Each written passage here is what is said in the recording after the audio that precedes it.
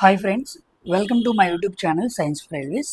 ఈరోజు మనం ఆర్ఆర్బి ఎన్టీపీసీకి సంబంధించి top art and culture PYQs గురించి మనం మాట్లాడుకుందాం. సో మన ఎన్టీపీసీలో జీకే సెక్షన్లో ఈ ఆర్ట్ అండ్ కల్చర్కి చాలా ఇంపార్టెంట్ ఉంది. ఎలా మనం జాగ్రఫీ, హిస్టరీ, పాలిటీ, ఎకానమీ మనం జనరల్ అవేర్నెస్ కింద బాగా చదువుకుంటామో అలాగే ఈ ఆర్ట్ అండ్ కల్చర్ గురించి కూడా బాగా అడుగుతున్నాడు. సో దీంట్లో మనకి టెంపుల్స్ ఎక్కువగా కవర్ అవుతూ ఉంటాయి, ఫెస్టివల్స్ ఎక్కువగా కవర్ అవుతూ ఉంటాయి, క్లాసికల్ మ్యూజిక్ ఎక్కువగా కవర్ అవుతూ ఉండిద్ది అనమాట. ఈ మ్యూజిక్ గురించి కూడా మనం సపరేట్గా ఇంకో వీడియో కూడా మాట్లాడుకుందాం. సో ఇవన్నీ కూడా మనకి జూన్ 2nd వీక్ నుంచి ఎన్టీపీసీ యూజీ మొన్న మే 7, 8, 9 తారీఖుల్లో జరిగిన తర్వాత మళ్ళీ ఉంది కదా, అది జూన్ 2nd వీక్లో జరిగిద్ది. కాబట్టి ఈ క్వశ్చన్స్ రేపు జరగబోయే ఆ ఎన్టీపీసీ CBT 1కి, CBT 2కి కూడా బాగా ఉపయోగపడతాయి. కాబట్టి ఎవరైతే ఎన్టీపీసీకి ప్రిపేర్ అవుతూ ఉంటారో ఆర్ట్ అండ్ కల్చర్ ఎలా ప్రిపేర్ అవ్వాలి, ఏ రకంగా క్వశ్చన్స్ వస్తాయి ఏంటనే విషయాలు మీకు ఇక్కడ అర్థమవుతూ ఉంటాయి. క్వశ్చన్స్ ప్రతిదీ కూడా మీకు ఇమేజ్ ఉండిద్ది, చాలా అర్థవంతంగా క్లియర్గా ఎక్స్ప్లెయిన్ చేయబడిద్ది. సో ఏ సెక్షన్స్ అయితే అడుగుతున్నాడో ఆ సెక్షన్స్ అన్నింటినీ కూడా చాలా జాగ్రత్తగా రివైజ్ చేసుకోండి, ఓకేనా.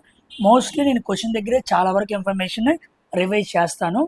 అయితే ఎలా రివైజ్ చేసుకోవాలి ఏంటనే విషయాలు కూడా ఇక్కడ మీకు కొత్తగా అర్థమవుతాయి, మీకు కొత్తగా విధానం అర్థమైద్ది, ఓహో ఇలా వెళ్ళాలా అని. కాబట్టి అందరూ కూడా వీడియోని లైక్ చేసి హైప్ చేయడం మర్చిపోవద్దు, ఓకేనా. సో ఇక ఆలస్యం చేయకుండా మన వీడియోలోనికి వెళ్దాం.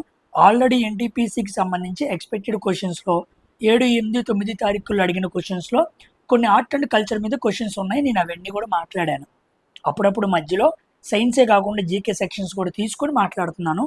సో అందులో ఇది ఒక వీడియో అనమాట. సో కంపల్సరీగా మీరు ఆ వీడియోస్ కూడా చూడండి, చాలా క్వశ్చన్స్ కవర్ చేసాం. ఇక్కడ ఆర్ట్ అండ్ కల్చర్ కవర్ చేద్దాం, ఓకేనమ్మా. సో ఇక ఆలస్యం చేయకుండా మన వీడియోలోనికి వెళ్దాం. సో ఫస్ట్ క్వశ్చన్ జాగ్రత్తగా చూడండి. ఫస్ట్ క్వశ్చన్ సెప్టెంబర్ 2024లో తెలుగులో చదువుతూ ఉంటాను. ఇంగ్లీష్ కాస్త జీకే అంటే ఇబ్బంది పడుతూ ఉంటారు కాబట్టి ఇంగ్లీష్ చూసేవాళ్ళు ఇంగ్లీష్ కూడా చూడండి, ఓకేనా. 24లో ఒక సంఘటన వల్ల వార్తల్లో జీవిత పుత్రికా పండుగను ప్రధానంగా క్రింది ఏ రాష్ట్రంలో జరుపుకుంటారని అడిగాడు. సో మనకు ఒక పండుగ అడిగాడు, జీవిత పుత్రిక. So the festival called Jeevitha Puthrika festival ముఖ్యంగా ఏ రాష్ట్రంలో జరుపుకుంటారని అడిగాడు.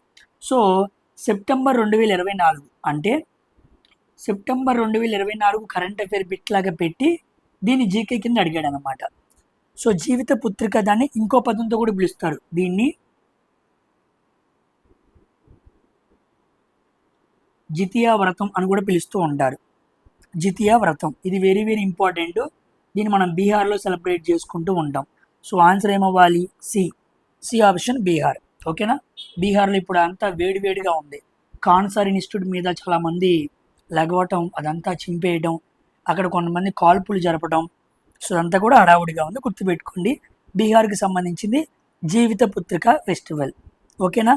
ఒడిశాలో చాలా ఇంపార్టెంట్ ఫెస్టివల్ ఏంటో తెలుసా? Rajaparba festival, very very important. Rajaparba festival, ఓకేనా. ఇది చాలా చాలా ఇంపార్టెంట్. మనకి intangible cultural heritage of humanity list అంటారు. రాస్తున్నా చూడండి, intangible cultural heritage of humanity list అని చెప్పి కొన్ని పండగలని యునెస్కో గుర్తించిద్ది అనమాట. వాటికి చాలా ప్రాముఖ్యత ఉండిద్ది. అలాంటి పండగల మీద క్వశ్చన్స్ బాగా అడుగుతూ ఉంటాడు. అలాగా 2025లో యునెస్కో కల్చరల్ హెరిటేజ్ హ్యుమానిటీ లిస్ట్లో వెళ్ళిన పండగ ఏంటి అని అడుగుతాడు. దీవాలి లేదా దీపావళిని 2025లో జాయిన్ చేశారు. అంతకుముందు 2023లో గుజరాత్లో చాలా ఇంపార్టెంట్ నవరాత్రి ఫెస్టివల్గా జరుపుకుంటూ ఉంటారు, గర్బా ఆఫ్ గుజరాత్, దాన్ని కూడా యునెస్కోలో జాయిన్ చేశారు. 2021లో దుర్గా పూజ అనగానే మనకు ఎవరు గుర్తు రావాలి? కోల్కత్తా గుర్తుకు రావాలి. ఇక 2017లో మనకి కుంభమేళా 12 yearsకి ఒకసారి జరిగిద్ది అనమాట. దీంట్లో అర్ధ కుంభమేళా, పూర్ణ కుంభమేళా ఇలా కొన్ని ఉంటాయి అన్నమాట, ఓకేనమ్మా. So Deepavali 2025, Garba 2023, 2021 Durga Puja from Kolkata, and finally 2017లో కుంభమేళా. ఓకేనా. ఇవి UNESCO intangible cultural heritage of humanity list కింద కొన్ని పండుగలను గుర్తించారు. గుర్తుపెట్టుకోండి. నేను ఎక్స్ట్రా ఇన్ఫర్మేషన్ చాలా మాట్లాడతాను, అది క్వశ్చన్ రిలేటెడ్గా మాట్లాడతాను. ప్రతి క్వశ్చన్కి ఎలా వెళ్ళాలి, ఎలా ప్రిపేర్ అవ్వాలి, ఈ క్వశ్చన్ బ్యాక్గ్రౌండ్ ఏంటి, దీని సెక్షన్ ఏంటి అన్న విషయాలన్నీ మీకు అర్థమవుతాయి. మీకు క్వశ్చన్ అర్థమైద్ది, అట్ ద సేమ్ టైం ఎలా వెనక్కి వెళ్ళి చదవాలన్న విషయం కూడా అర్థమైద్ది. చాలా ఇంపార్టెంట్ నేను చెప్పే విధానం. ఈ విధానంలోనే హిందీలో చాలామంది జీకేని ప్రిపేర్ అవుతూ ఉంటారు. మీకు ఆ విధానంలో తీసుకొచ్చి మీ ముందు ప్రజెంట్ చేస్తున్నాను. ఓకేనా. Coming to second question. Which of the following Indian states hosted 2023 Hornbill music festival అన్నాడు. ఓకేనా. సో ఏం లేదు, 2023 అని చెప్పి అప్పుడు కరెంట్ అఫైర్ లాగా మనల్ని కాస్త డిస్టర్బ్ చేస్తున్నాడు, కానీ ఇది కూడా మనకి జీకే సెక్షన్ కింద అడిగిన క్వశ్చన్ అనమాట. హార్న్బిల్ అనే ఫెస్టివల్ ఎక్కడ జరిగిద్ది అన్నాడు. ఎక్కడ జరిగిద్ది? కేరళ కాదు, ఒడిశా కాదు, గుజరాత్ కాదు, నాగాల్యాండ్.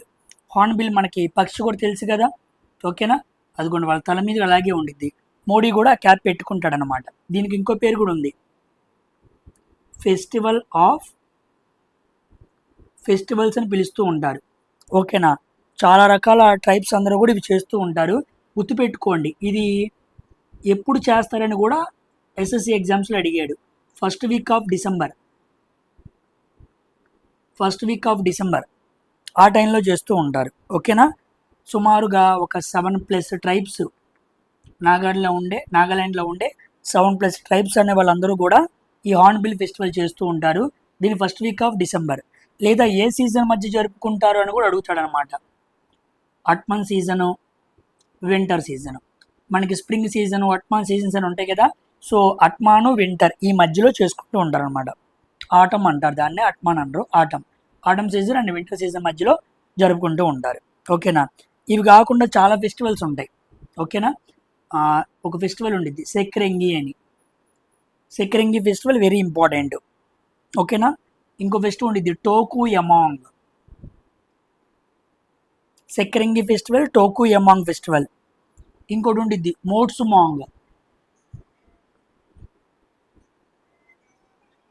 మోట్సుమాంగ్ ఫెస్టివల్ అంటారు. ఇది కూడా చాలా ఇంపార్టెంట్ అనమాట. ఓకేనా. దీన్ని కూడా ఎగ్జామ్స్లో అడుగుతూ ఉంటాడు. మోట్సుమాంగ్ ఫెస్టివల్ గుర్తుపెట్టుకోండి, ఇంపార్టెంట్ చదువుతున్నాను అనమాట.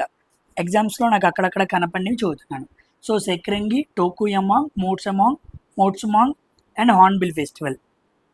ఓకేనా. So coming to next question. Who built the rock temple of Kailasa at Ellora? ఎల్లోరాలోని కైలాస శిలాయాన్ని ఓకే, కైలాస శిలా ఆలయాన్ని దాన్ని రాక్ టెంపుల్ అంటారు. ఎవరు నిర్మించారని అడిగాడు. ఓకేనా. ఎవరు నిర్మించారు? ఆదిత్యవర్మ కాదు, విజయాలయ కాదు, ఎస్ కృష్ణ వన్ అనే రాజు నిర్మించాడు. ఈయన ఏ రాజు? రాష్ట్రకూటుల రాజు అన్నమాట. ఓకేనా. రాష్ట్రకూటుల రాజు. కైలాస శివాలయం అంటే ఇక్కడ ఉండే దేవుడు ఎవరు? శివుడు అనమాట. The deity God is Shiva. గుర్తుపెట్టుకోండి. ఎల్లారాలో మొత్తం ఎన్ని గుహలు ఉంటాయి? లాస్ట్ టైం కూడా చెప్పాను, 34 కేవ్స్ ఉంటాయి అన్నమాట. 34 గుహలు ఉంటాయి. ఈ గుహలు ఏ ఏ మతాలకు సంబంధించినవి? ఇక్కడ హిందూ మతానికి సంబంధించినవి ఉన్నాయి, జైన మతానికి సంబంధించినవి ఉన్నవి, బుద్ధ మతానికి సంబంధించినవి ఉన్నవి. సో 3 రిలీజియన్స్కి సంబంధించిన ఆలయాలు అనేవి, కేవ్స్ అనేవి అక్కడ ఉంటాయి అన్నమాట. ఓకేనా. నెక్స్ట్ ఇది చాలా చాలా ఇంపార్టెంట్, ఈ ఎల్లోరా టెంపుల్ అనేది ఎందుకు ఇంపార్టెంట్ అంటే ఇది మోనోలిథిక్ ఆర్కిటెక్చర్ అన్నమాట. దీని స్పెషల్ ఏంటి అంటే మోనోలిథిక్ ఆర్కిటెక్చర్. మోనో అంటే ఒకే రాయిని తొలిచి ఒక ఆలయంగా నిర్మించడం, ఒక గుహగా నిర్మించడం, ఒక టెంపుల్గా నిర్మించడం జరిగిందనమాట. అది కూడా ఎక్స్కవేషన్ అంటారు, వర్టికల్గా చేశారు. అంటే ఒక రాయిని నిలువుగా తొలుచుకుంటూ ఒక నిర్మాణానికి తీసుకొచ్చారు. అలా వచ్చిన ఆలయమే ఈ rock temple of Kailasa at Ellora. Very very important. కాబట్టి దాన్ని వెర్టికల్ ఎక్స్కవేషన్ అంటారు. ఏ ఆర్కిటెక్చర్ అంటేనేమో మోనోలిథిక్ చెప్పాలి, ఏ పద్ధతి అంటేనేమో వర్టికల్ ఎక్స్కవేషన్ అనాలి. నోరు కూడా తిరగట్ల. ఓకే. నిర్మించింది ఎవరంటే కృష్ణవర్మ, రాష్ట్రకూటుల రాజుని ఏర్పరిచింది ఎవరు అంటే రాష్ట్రకూట వంశాన్ని ఫస్ట్ కింగ్ ఎవరు? వెరీ వెరీ ఇంపార్టెంట్, దంతి దుర్గుడు. దంతిదుర్గుడు is the first king of Rashtrakuta వంశం అన్నమాట. ఓకేనా. రాష్ట్రకూటులకు ముందు ఎవరు ఉండేవాళ్ళు? బాదామి చాళుక్యులు ఉండేవాళ్ళు. బాదామి చాళుక్యులను ఓడించి దంతిదుర్గుడు వాళ్ళని ఓడించి రాజ్యం ఏర్పాటు చేశాడు అనమాట. మరి బాదామి రాజుకులో లాస్ట్ కింగ్ ఎవరు? ఇది ఎగ్జామ్లో అడుగుతాడు. ఎందుకంటే దంతిదుర్గుడు is the first king in Rashtrakuta వంశం. ఆ డైనాసిటీని ఏర్పించాడు కరెక్టే, కానీ బాదామి చాళుక్యులు ఎవరినో ఓడించాలిగా. మీరు కామెంట్ సెక్షన్లో రాయండి, who was the last king in Badami Chalukyas. Badami చాళుక్యులు చివరి రాజు ఎవరు? ఆ వ్యక్తిని ఓడించే మనకి దంతిదుర్గుడు రాష్ట్రకూటాన్ని ఏర్పాటు చేశాడనమాట. ఓకేనా. ఇలా మనం హిస్టరీని కూడా కాస్త తెచ్చుకొని లింక్ చేసుకొని చదువుకోవాలి. నేను ఇంకా లోపలికి వెళ్ళట్లేదు, బికాజ్ మన హిస్టరీ కాదు కదా, మన ఆర్ట్ అండ్ కల్చర్ మీద వెళ్తున్నాం కాబట్టి దాని మీదే ఎక్కువ మాట్లాడుతున్నాను.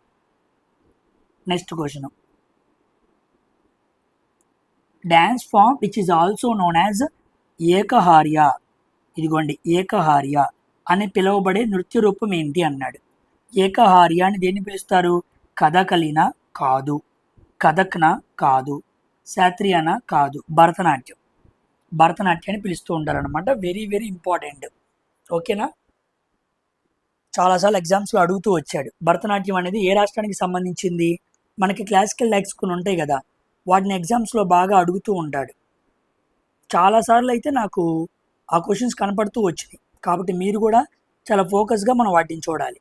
చూద్దాను. ఇక్కడ ఏకహార్య అంటే ఏంటంటే, ఇక్కడ ఈ భరతనాట్యంలో ఉన్న స్పెషల్ ఏంటంటే, ఇక్కడ ఒక నర్తకి లేదా ఒక డ్యాన్స్ చేసే అమ్మాయి, ఒకే అమ్మాయి డిఫరెంట్ ఫామ్స్లో మార్చి డ్యాన్స్ చేస్తుంది అనమాట. అందుకే ఒకే అమ్మాయి రకరకాల మెనీ రోల్స్ ఫామ్ చేసింది. ఇది ఇక్కడ రాశాడు చూడండి, one dancer many roles in a single performance. అంటే ఒకే నర్తకి లేదా నటుడు ప్రదర్శనలో అనేక పాత్రలు పోషిస్తూ ఉంటాడు. ఒకే పర్ఫార్మెన్స్లో వేరే వేరే వ్యక్తులు చూపించడం అన్నమాట. ఓకేనా. అలా చూపిస్తాం కాబట్టి దాన్ని మనం ఏకహార్య అని పిలుస్తూ ఉంటాం. గుర్తుపెట్టుకోండి. భారతదేశంలో మొత్తం ఎన్ని క్లాసికల్ డ్యాన్స్ ఉన్నాయి?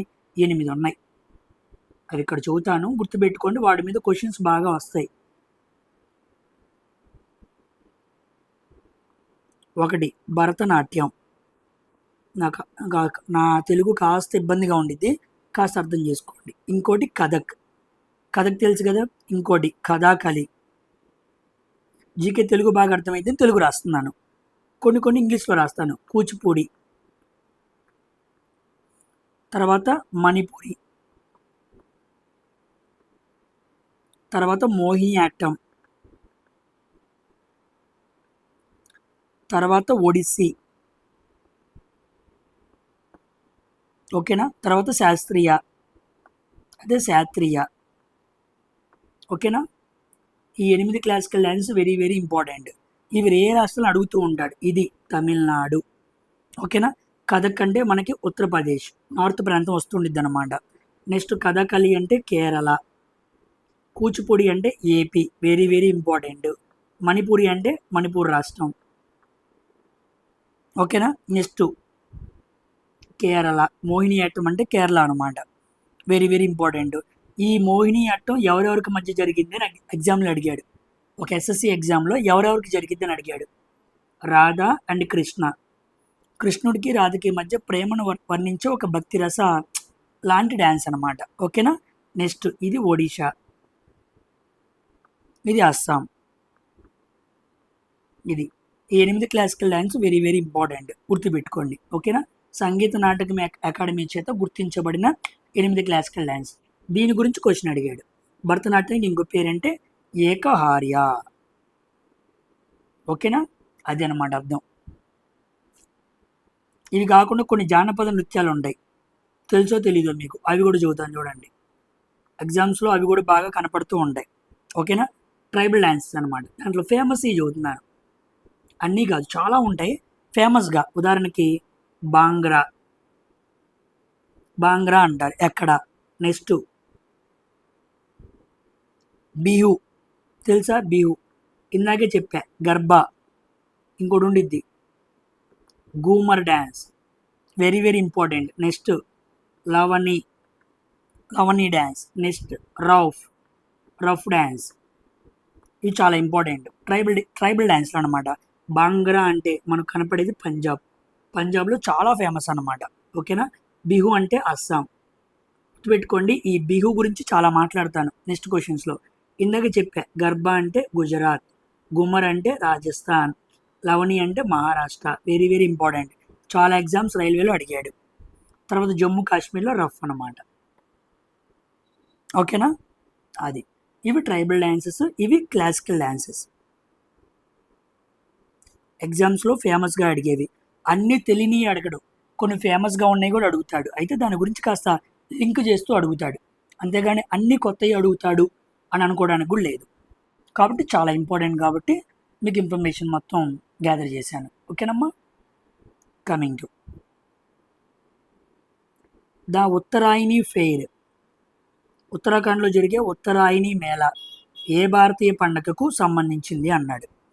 ఉత్తరాయణి మేళా దసరాకా కాదు, మహాశివరాత్రికా కాదు, దీపావళికా కాదు, మకర సంక్రాంతి.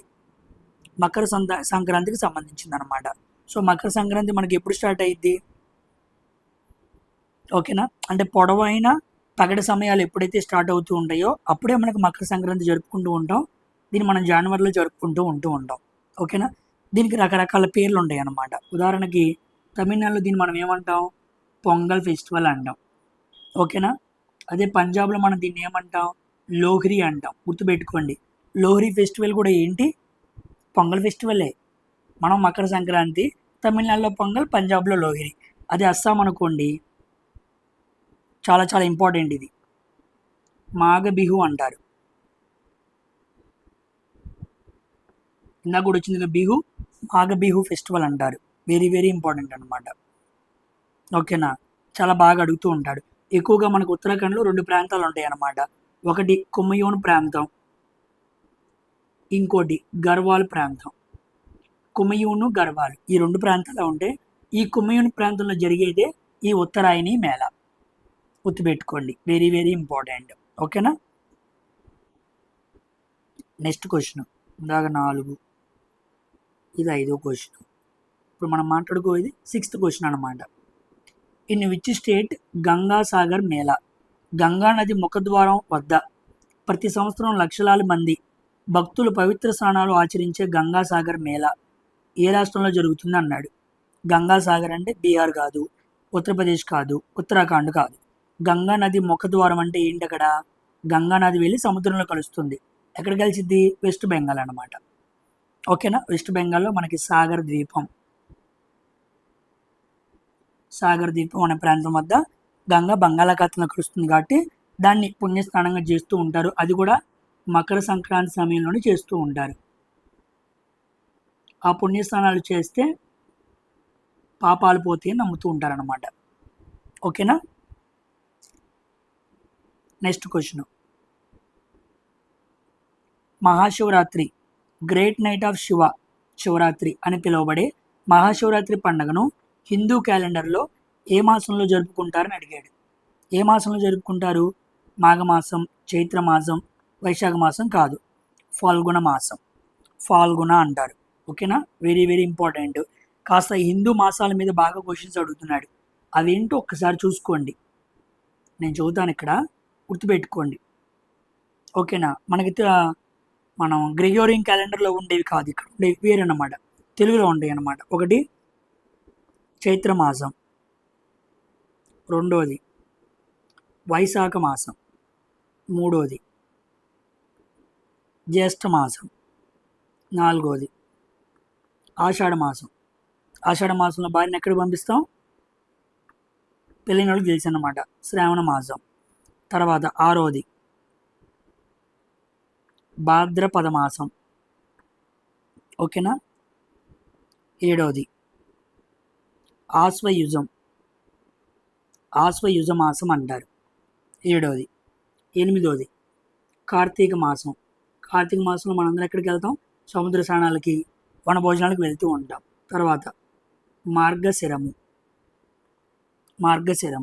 నెక్స్ట్ 10వ పుష్యమాంసం, మాంసం కాదు, మాసము. నెక్స్ట్ మాఘమాసం. ఓకేనా. ఇక 12 లాస్ట్ది ఫాల్గుణ మాసం. ఓకేనా. ఇప్పుడు ఉగాది ఏ నెలలో ఉండిద్ది? ఉగాది మనం కొత్త సంవత్సరాది, తెలుగు కొత్త సంవత్సరాదిగా మాట్లాడుకుంటాం కాబట్టి ఉగాది ఎప్పుడు కూడా ఎప్పుడు వచ్చింది? చైత్ర మాసంలో వచ్చింది. ఫాల్గుణ మాసంలో జరిగే పండగ ఏంటి అని అడిగాడు, శివరాత్రి. ఓకేనా, ఇవి గుర్తుపెట్టుకోండి, వెరీ వెరీ ఇంపార్టెంట్ అనమాట. నెక్స్ట్ క్వశ్చన్స్లో ఎప్పుడైనా మీకు తెలుగు మంత్స్ గురించి అడిగే అవకాశం ఉంది. నెక్స్ట్ క్వశ్చన్ 8వ, the sacred journey of lord Jagannatha. Puri Jagannatha ఆలయం నుండి రథయాత్రగా ప్రసిద్ధి చెందిన జగన్నాథుడు, బలభద్రుడు, సుభద్రల పవిత్ర యాత్ర హిందూ ఏ క్యాలెండర్లో ఏ మాసంలో ప్రారంభమవుతుందని అడిగాడు. చూసారా, జగన్నాథ రథయాత్ర వెరీ వెరీ ఇంపార్టెంట్. ఇది మనకు ఆషాఢ మాసం, ఒడిశాలో చాలా ఇంపార్టెంట్ ఫెస్టివల్ అన్నమాట ఇది. ఓకేనా, వెరీ వెరీ ఇంపార్టెంట్ రథయాత్ర. ఈ జగన్నాథ ఆలయం చాలా చాలా ఇంపార్టెంట్. ఈ జగన్నాథ ఆలయాన్ని కన్స్ట్రక్షన్ చేసింది ఎవరు అని కూడా అడిగాడు ఒకసారి. అనంతవర్మన్ చోడగంగ. అనంతవర్మం చోడగంగ అనే రాజు ఈ జగన్నాథ ఆలయాన్ని కన్స్ట్రక్షన్ చేశాడనమాట. ఇక్కడ ముగ్గురు దేవుళ్ళు ఉంటారు, జగన్నాథుడు, బలభద్రుడు, సుభద్ర. గుర్తుపెట్టుకోండి, జగన్నాథుడు అనే వ్యక్తి ఏమో తమ్ముడు, బలభద్రుడు అనే వ్యక్తి ఏమో అన్న, వాళ్ళ చెల్లె సుభద్ర. సో ఫస్ట్ మీకు బలభద్రుడు ఉండాలి, తర్వాత జగన్నాథుడు ఉండాలి, విష్ణువు అవతారం అన్నమాట, తర్వాత సుభద్ర అన్నమాట. ఈ ముగ్గురు దేవుళ్ళు అంటే అన్న తమ్ములు, సిబ్లింగ్స్ టెంపుల్ అంటారు దీన్ని కూడా ఒకసారి. ఓకేనా, వెరీ వెరీ ఇంపార్టెంట్. ఆ మధ్యలో జగన్నాథ వెరీ ఫేమస్, విష్ణు రూపంగా భావిస్తూ ఉంటారు. నెక్స్ట్ క్వశ్చన్ 9వ question, the traditional Hindu festival of Chhath Puja అంటారు. బీహార్, జార్ఖండ్ మరియు ఉత్తరప్రదేశ్లో కొన్ని ప్రాంతాల్లో ప్రజలు జరుపుకునే సాంప్రదాయ హిందూ పండుగ ఛత్ ఫెస్టివల్ ఏ పండుగ తర్వాత వస్తుంది అన్నాడు. Very very important. అది ఎక్కడ జరిగిద్దని అడగల, వాడే ఇచ్చాడు. బీహారు, జార్ఖండ్, ఉత్తరప్రదేశ్ ఈ మూడు రాష్ట్రాల్లో కూడా ఛత్ పండుగ జరుపుకుంటూ ఉంటారు. అయితే అది ఏ పండుగ తర్వాత వచ్చింది అన్నాడు. దీపావళి తర్వాత వచ్చింది అనమాట. దీపావళి మనం ఇందాకే మాట్లాడుకున్నాం, 2025లో యునెస్కో లిస్ట్లోకి యాడ్ అయింది. ఓకేనా, సో ముఖ్యంగా జరుపుకునే రాష్ట్రాలు ఈ మూడు. దీపావళి తర్వాత ఈ పండుగ జరుపుకుంటారు అన్నమాట, ఛత్ పూజ అంటారు. ఓకేనా. Next question, when did UNESCO inscribe the Kumbh Mela in the list of intangible cultural heritage of humanity? UNESCO తన మానవాళి యొక్క అసంపూర్ణ సాంస్కృతిక వారసత్వ జాబితాలో, నేను ఇందాక చెప్పానే అది ఇదే, intangible cultural heritage of humanity, వాటిలో ఎప్పుడు కుంభమేళాని యాడ్ చేశాడు, జాయిన్ చేశారని అడిగాడు. మీకు ఇందాక చెప్పాక నేను ఎప్పుడు 2017లో దాన్ని జాయిన్ చేశాడు. ఓకేనా, కుంభమేళ ఎన్ని ఇయర్స్కి ఒకసారి వచ్చిందని చెప్పాను, 12 ఇయర్స్కి ఒకసారి వచ్చిందని చెప్పాను. ఓకేనా, ఇవి ముఖ్యంగా 4 ప్రాంతాల్లో జరుగుతాయి. ఒకటేమో అలహాబాద్లో ఎక్కడ అంటే ప్రయాగ్రాజ్ అనమాట, వెరీ వెరీ ఇంపార్టెంట్. ఇంకోటి ఉత్తరాఖండ్, యూకే అని రాశాను, అక్కడేమో హరిద్వార్. తర్వాత మధ్యప్రదేశ్లో ఉజ్జయిని. ఆ తర్వాత మహారాష్ట్రలో నాసిక్. ఓకేనా, నేను ఇప్పుడు అంతకుముందు ఎన్టీపీసీ కాకుండా అంతకుముందు పెద్దగా పడిన ఎన్టీపీసీలో లెవెల్ 6 నేను ఎగ్జామ్ రాయడానికి వెళ్ళిందే మహారాష్ట్రలో నాసిక్ అనమాట. ఫస్ట్ టైం అటు వెళ్ళటం. ఓకేనా, అది సైకిల్లో పోయింది, స్టేషన్ మాస్టర్ భలే ఉండిద్ది అని అనుకుని వెళ్ళాం, ఏమీ ఉండదు. స్టేషన్ దాటి 2 అడుగులు వేస్తే పాతకాలం నాటి రోడ్లు వస్తాయి నాసిక్లో. ఇది మహారాష్ట్ర అంటే బాగా డెవలప్ అయింది అనుకున్నాం, కానీ ఒక రోడ్డు దాటితే ఏమీ ఉండవు. ఎంత ఇబ్బంది పడ్డామో వెళ్ళి. సో 2017లో జాయిన్ చేశారు, గుర్తుపెట్టుకోండి. ఎన్నో question, 10th question. Coming to in Tamil Nadu, which day of Pongal is celebrated as Kaanum Pongal ఏ రోజున జరుపుకుంటారని అడిగాడు. మనం కనుమ అంటాం కదా, మనం భోగి, సంక్రాంతి, కనుమ. అలా కూడా పొంగల్ని వాళ్ళు 4 రోజులు జరుపుకుంటారనమాట. సో తమిళనాడులో పొంగల్ అంటాం కదా, వాళ్ళు దాన్ని 4 రోజులు జరుపుకుంటారు. దాంట్లో ఫస్ట్ రోజు జరిపేదాన్ని ఏమంటారు? భోగి పొంగల్ అంటారు. రెండో రోజు జరుపుకునే దాన్ని ఏమంటారంటే సూర్య పొంగల్ అంటారు. మూడో రోజు జరుపుకునే దాన్ని ఏమంటారంటే మట్టు పొంగల్ అంటారు. నాలుగో రోజు జరుపుకునే దాన్ని కానుమ పొంగల్ అంటారు. కానుమ పొంగల్, దాన్ని మనం కనుమ అంటాం. ఆ రోజు ఇంట్లో ఎవరైతే పెద్దవాళ్ళు చనిపోయారో వాళ్ళకి సంథింగ్ అవి వంటకాలు అవన్నీ చేసి పెట్టుకుంటూ ఉంటారన్నమాట. ఓకేనా? సో కాబట్టి కనుమ పొంగల్ ఎప్పుడు? 4th, 4వ రోజున తమిళనాడులో చేసుకుంటారు. ఓకేనా? అక్కడ వేరు, ఇక్కడ వేరు, గుర్తుపెట్టుకోండి. నెక్స్ట్ క్వశ్చన్, 12వ question. Which of the following statement is correct about Kati Bihu? One of the 3 Bihus celebrated especially in the state of Assam. Assam రాష్ట్రంలో ప్రత్యేకంగా జరుపుకునే 3 బిహులలో ఒకటైన కటి బిహు గురించి కింది వాటిలో ఏది సరైంది అన్నాడు. ఇది వెరీ వెరీ ఇంపార్టెంట్ క్వశ్చన్ అనమాట. అస్సాం రాష్ట్రంలో 3 ఫెస్టివల్స్ జరుపుకుంటూ ఉంటారు. వాడే చెప్పాడు ఏంటో. 3 బిహులు జరుపుకుంటూ ఉంటారు. 3 బిహూస్ అన్నాడు చూడండి. ఓకేనా? దాంట్లో కటి బిహు ఒక స్పెషల్ ఏంటి అన్నాడు. చూడండి చూద్దాను. వెరీ వెరీ ఇంపార్టెంట్ ఇప్పుడు నేను చెప్పేది. అస్సాంలో ఫెస్టివల్స్ కింద బాగా ఎగ్జామ్స్లో అడుగుతూ ఉంటాడు. ఒకదాని పేరు కటి బిహు. దీనికి ఇంకో పేరు కూడా ఉంది. దీన్ని కొంగలి బిహు అంటారు. పొంగలి కాదు, కొంగలి బిహు అంటారు. ఓకేనా? ఇక్కడ ఇది ఎప్పుడు చేస్తారు అంటే అక్టోబర్లో చేస్తారు. అక్టోబర్లో సెలబ్రేట్ చేస్తారు. ఎందుకు అంటే నిలబడి ఉన్న పంటలు వేసిన తర్వాత వర్షాలు పాడవకుండా పంటలు నిలబడి ఉన్నాయి, అందువల్ల కృతజ్ఞతగా చేస్తారన్నమాట. ఓకేనా? తర్వాత ఇంకో బిహు ఉంది, దాన్ని రంగాలి బిహు అంటారు. ఓకేనా? దాన్ని బోహాగ్ బిహు అంటారు. బోహాగ్ బిహు అని కూడా పిలుస్తూ ఉంటారు. గుర్తుపెట్టుకోండి, రంగాలి బిహు అన్న బోహాగ్ బిహు అన్న ఒకటే అన్నమాట. ఇది ఎప్పుడు చేస్తూ ఉంటారు? ఏప్రిల్లో చేస్తూ ఉంటారు. ఓకేనా? ఇది కోతకాలానికి ముందు అన్నమాట.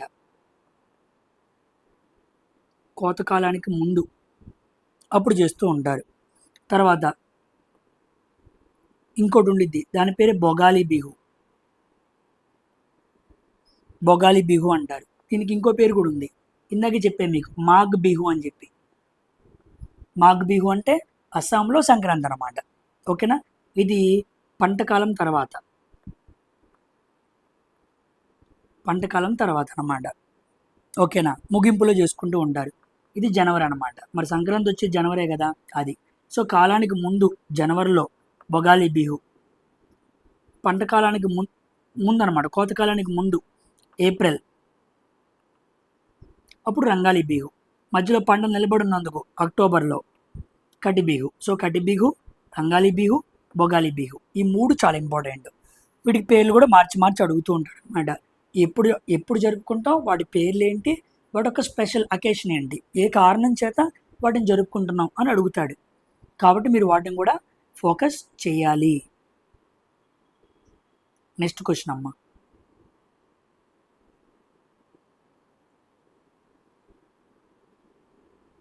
13వ question. A festival of Jain community, జైన మతస్థుల పండగ దేవ్ దీపావళి, దీన్ని డియో దీపావళి అంటారు. మహావీరుని నిర్మాణం, మరణం పొందిన దానికి గుర్తుగా దీపావళి తర్వాత 10 రోజులకు జరుపుకుంటారు. వాడే ఇచ్చాడు. మామూలుగా దీపావళి జరిపిన తర్వాత 10 రోజులకి మహావీరుడి నిర్మాణం అంటే ఆయన చనిపోయి వెళ్ళిపోయాడు, మోక్షం పొందాడు అని దానికి గుర్తుగా జరుపుకుంటారు. ఇది బీహార్లోని ఎక్కడ ఎక్కువ జరుపుకుంటారని అడిగాడు. సో డియో దీపావళి బీహార్లోని పావుపురిలో జరుపుకుంటూ ఉంటారు.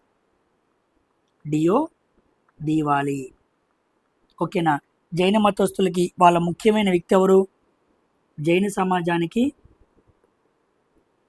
పవిత్ర స్థలంగా కూడా దీన్ని ఎంచుకుంటూ ఉంటారన్నమాట. ఓకేనా? పావుపురిని గుర్తుపెట్టుకోండి, వాళ్ళ పవిత్ర స్థలంగా ఎంచుకుంటూ ఉంటారు. వాళ్ళ ముఖ్యమైన వ్యక్తి ఎవరు? 24వ తీర్థంకరుడు. ఎవరు ఆ తీర్థంకరుడు? వర్ధమాన మహావీరుడు. సో ఆయన ఎప్పుడైతే మోక్షం పొందారో దానికి గుర్తుగా ఈ పండగ చేస్తూ ఉంటారు. ఓకేనా? Very very important. So Deepavali తర్వాత 10 రోజులకి జరుపుతూ ఉంటారనమాట. ఓకేనా, very very important. Next Sarnath. Sarnath అంటే మీకు ఎవరు గుర్తుకు రావాలి? బుద్ధుడు గుర్తుకు రావాలి. బుద్ధుడు ధర్మోపదేశం చేశాడనమాట. ఓకేనా. సారనాథ్లో మనకి ఏమేమి ఉంటాయి? దమేక్ స్తూపం ఉండిద్ది, దీని ఎగ్జామ్స్లో ఎన్నిసార్లు అడిగాడు. తర్వాత అశోకుడి స్తంభం ఉండిద్ది, శిలాస్తంభం అనమాట. సో అశోకుడి స్తంభం, దమేక్ స్తూపం, ఈ రెండు ఫేమస్ అనమాట. నెక్స్ట్ బోధగయ, బుద్ధుడు జ్ఞానోదయం పొందాడు, ఆ ప్రాంతమే బోధగయ అనమాట. ఇక పాట్నా. పాట్నా పాత పేరేంటి? పాటలీపుత్రం. పాత రోజుల్లో మగధ సామ్రాజ్యం పరిపాలనా రాజ్యంగా ఉంది పాట్నా, పాటలీపుత్రం. ఓకేనా, ఇవన్నీ కూడా గుర్తుపెట్టుకోండి. నెక్స్ట్ 14వ question. Which of these festivals, తెలుగులో చెబుతాను, ఏ పండుగను అత్యంత పవిత్రమైన బౌద్ధ పండగగా పరిగణిస్తారు? ఇది బుద్ధ సాక్యముని జననం, జ్ఞానోదయం మరియు మహాపరినిర్వాణం. అంటే ఆయన జననం, జ్ఞానం పొందటం, మరణం, ఈ మూడింటిని గుర్తు చేసుకుంటూ బుద్ధుని జ్ఞాపకం చేసుకునే అతి మోస్ట్ సాక్రెడ్ ఫెస్టివల్, పరిశుద్ధమైన పవిత్రమైన పండగ. బుద్ధులు తన లంచుతారనమాట బుద్ధిజం ఫాలో అయ్యేవాళ్ళు. ఏ పండగ? తమ్లాడు కాదు, ఓజియాలే కాదు, సాంగెంగ్ కాదు, Saga Dawa. Very very important. Saga Dawa is a festival related to Buddhism, most sacred festival in the community of Buddhism అనమాట. ఓకేనా. ఇది కాకుండా ఇంకోటి కూడా ఉండిద్ది, వైశాఖ బుద్ధ పౌర్ణమి, దాన్ని వైశాఖ అంటారు, మన భాషలో అయితే బుద్ధ పౌర్ణమి అంటారు. ఈ బుద్ధ పౌర్ణమి ఫెస్టివల్, సాగాదావా ఫెస్టివల్ తెగ బాగా జరుపుతూ ఉంటారనమాట. గుర్తుపెట్టుకోండి, very very important, related to Buddhism అనమాట. నెక్స్ట్ జులన్ యాత్ర. జులన్ యాత్ర అనేది హిందూ దేవుళ్ళైన రాధా మరియు కృష్ణులకి అంకితం అన్నమాట. ఇది డాష్ పండగ అన్నారు. జులన్ యాత్ర ఏ మాసంలో చేసుకునే పండగ అన్నాడు. సో ఇప్పుడు మన్సూనా, సమ్మరా, వింటరా? ఎస్, మన్సూన్ అనమాట. ఇది వర్షాకాల పండగ. ఓకేనా, వర్షాకాలంలో జరుపుకుంటూ ఉంటారు. ఏ మాసం అంటే శ్రావణ మాసం అనమాట. శ్రావణ మాసంలో జరుపుకుంటూ ఉంటారు. గుర్తుపెట్టుకోండి, జులన్ యాత్ర. అసలు జులన్ అంటే ఏంటి? ఉయ్యాలని అర్థం. ఓకేనా, ఉయ్యాల. మనం కూడా అట్ల తగ్గప్పుడు ఏం చేస్తాం? ఉయ్యాల్లో పెట్టి చేస్తూ ఉంటాం కదా, అదనమాట దానికి సంబంధించింది. So A option is the correct answer. ఓకేనా. కమింగ్ టు 4వ క్వశ్చన్, 16వ క్వశ్చన్, సారీ 15వ క్వశ్చన్. 15 ఇక్కడ 17. Okay. Which of the following deities is associated with the festival of Onam? Onam festival very very important. ఓకేనా. ఓణం ఫెస్టివల్ ఎక్కడ ఎక్కువగా జరుపుతూ ఉంటారు? అసలు ఆ పేరు మనం ఎక్కడ వింటాం? కేరళలో వింటాం అన్నమాట. ఓకేనా. ఇది ఎన్ని రోజుల ఫెస్టివల్ అని అడిగాడు? 10 days ఫెస్టివల్. ఎగ్జామ్లో అడిగాడు ఇది. ఓకేనా. ఇంకోటి కూడా అడిగాడు. ఈ 10 daysలో ఫస్ట్ డే ఓణం రోజును ఏమని పిలవాలి అన్నాడు? తిరువోణం. మొత్తం 10 రోజులు ఓణం ఫెస్టివల్ జరుపుతారు. ఆ ఫస్ట్ డే రోజు జరిగేదాన్ని తిరువోణం ఫెస్టివల్ అనాలి. ఓకేనా, వెరీ వెరీ ఇంపార్టెంట్ అనమాట. విష్ణు యొక్క అవతారాలకు సంబంధించింది. గణేశుడు అవతారం కాదు, కృష్ణ అవతారం కాదు, రామ కాదు, విష్ణు అనమాట. అవతార పురుషుడిగా మనం విష్ణువుని ఎంచుతాం కాబట్టి విష్ణు అవతారానికి సంబంధించింది అనమాట. ఓకేనా. విష్ణు యొక్క 5వ అవతారం ఏంటది? వామన. మీకు ఇక్కడ రాస్తాను, వామన అవతారం అన్నమాట. విష్ణు యొక్క 5వ అవతారం వామన అవతారానికి సంబంధించి ఫెస్టివల్ జరుపుతూ ఉంటారనమాట. ఆయన మరుగుజ్జుగా కనపడుతూ ఉంటాడు, గొడుగులాగా పట్టుకొని ఉంటూ ఉంటాడు. కొంతమంది అవతారాల గురించి తెలిసిన వాళ్ళకైతే ఐడియా వచ్చింది, అదనమాట. ఓకేనా. Onam is very very important. ఓకేనా. ఓణం ఫెస్టివల్ జరిగినప్పుడు కేరళలో ఉండే ప్రతి హీరోయిన్ కూడా ఆ తెల్ల శారీస్ కట్టుకొని ఇన్స్టాగ్రామ్లో తెగ ఫోటోలు పెడతారు. ఓకేనా, అదనమాట. Next question, Indian music. ఇక్కడ నుంచి మనకి మ్యూజిక్ క్వశ్చన్స్ కవర్ అవుతాయి. ఇక్కడతో మనకి టెంపుల్స్ కవర్ అయినాయి అనమాట. టెంపుల్స్ కానీ ఫెస్టివల్స్ కానీ అవి కవర్ అయినాయి. ఇక్కడ నుంచి మీకు మ్యూజిక్ వస్తాయి. ఓకేనా. ఇంకా చాలా క్వశ్చన్స్ ఉన్నాయి. ఈ వీడియో అయిన తర్వాత ఈ వీడియోకి వచ్చే రెస్పాన్స్ని బట్టి నేను నెక్స్ట్ వీడియోలో చేయాలో లేదో గ్యాదర్ చేసుకోలేదో చూస్తాను. ఓకేనా? ఎందుకంటే ఇన్ని క్వశ్చన్స్, ఇన్ని ఇమేజెస్ గ్యాదర్ చేసుకొని, సెట్ చేసుకొని చెప్పడం అంటే అంత ఈజీ కాదు. కాబట్టి వర్తబుల్గా ఉంటే నేను కాస్త ఫార్వర్డే చేయగలను. అందుకే ఈ వీడియో ఎలా వెళ్ళిద్దని చూసిన దాన్ని బట్టి ఇలాంటివి మనం మాట్లాడుతూ వెళ్దాం. ఓకేనా? Indian musician Pandit Vishwa Mohan Bhatt was born at which of the following places in 1952 అన్నాడు. చాలా ఇంపార్టెంట్ ఈయన పండిట్ విశ్వమోహన్ భట్. ఓకేనా? ఎందుకు అంటే ఫస్ట్గా మనకి వేణు ఉండిద్ది, గిటార్ ఉండిద్ది. ఈ రెండింటిని కలిపి స్లైడ్ గిటార్ని తీసుకొచ్చాడు. ఒక కొత్త ఇన్స్ట్రుమెంట్నే తీసుకొచ్చాడు.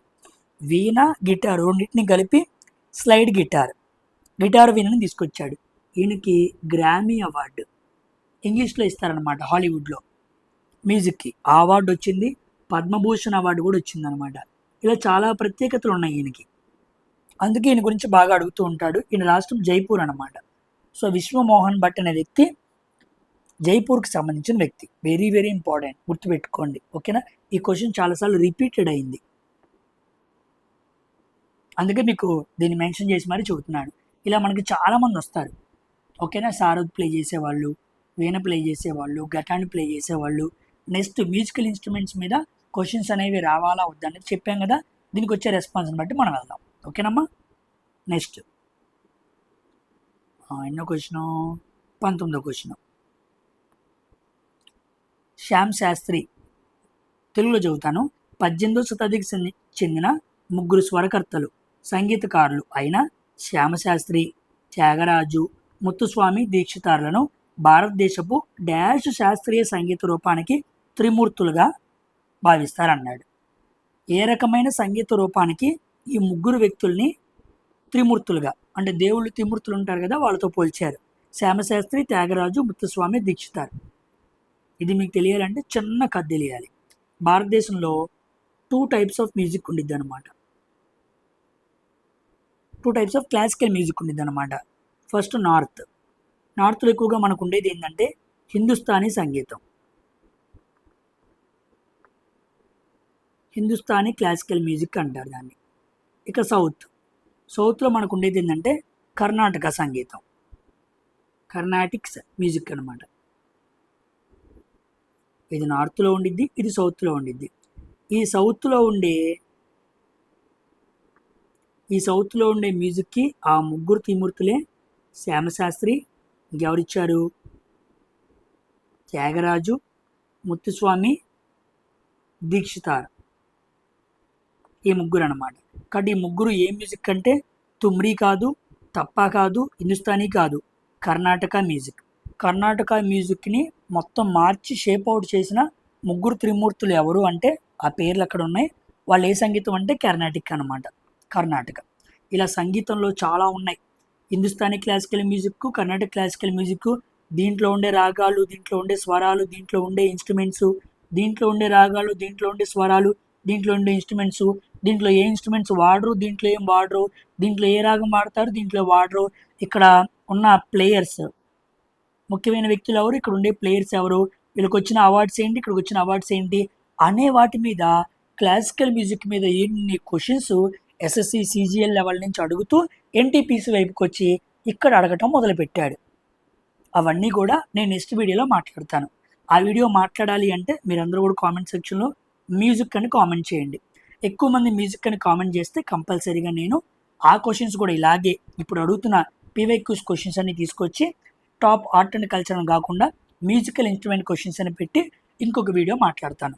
ఓకేనా? సో ఇక్కడితో వీడియో ఫినిష్ చేస్తున్నాను. వీడియో అందరికీ కూడా మీకు అర్థమైంది అనుకున్నాను. నా ఎక్స్ప్లెనేషన్ నచ్చితే కంపల్సరీగా అందరూ లైక్ చేసి మీ ఫ్రెండ్స్కి, చదివే వాళ్ళందరికీ షేర్ చేయడం మర్చిపోవద్దు. ఓకేనా? అండ్ వన్ మోర్ థింగ్, నేను సైన్స్ కూడా కవర్ చేస్తూనే ఉంటాను. నా మెయిన్ సైన్సే అనమాట. ఓకేనా? మధ్యలో జీకే మాట్లాడుతూ ఉంటాను. నేను సైన్స్కి సంబంధించి ఏఎల్పిసి బిట్ 2 14వ పార్ట్ అయిపోయింది. నెక్స్ట్ 15వ పార్ట్ వచ్చింది. ఇంటిమేషన్ ఇస్తున్నాను. నెక్స్ట్ ఏం మాట్లాడాను అక్కడ, లైట్లో నేను 2 parts మాట్లాడాను. ఓకేనా? ఇక 3rd part ఉంది అండ్ 4th part ఉంది. ఈ 2 parts కూడా మాట్లాడేస్తాను. అంటే వరుసగా అన్ని క్వశ్చన్స్ అన్ని గంటల సేపు మాట్లాడిన తర్వాత మళ్ళీ లైటే మాట్లాడితే ఎక్కదులే అని చెప్పి కాస్త హోల్డ్ చేశాను. ఓకేనా? నెక్స్ట్ అవి 2 కూడా వస్తాయి. కంపల్సరీగా వాటిని కూడా జాగ్రత్తగా చూడండి. మంచిగా ప్రిపేర్ అవ్వండి. సో జరుగుతున్న 3 ఎగ్జామ్స్‌కి ప్యారలల్‌గా నేను ప్రిపరేషన్ చేసుకుంటూ వెళ్తున్నాను. ఓకేనా? నెక్స్ట్ వీడియోలో కలుద్దాం. బాయ్.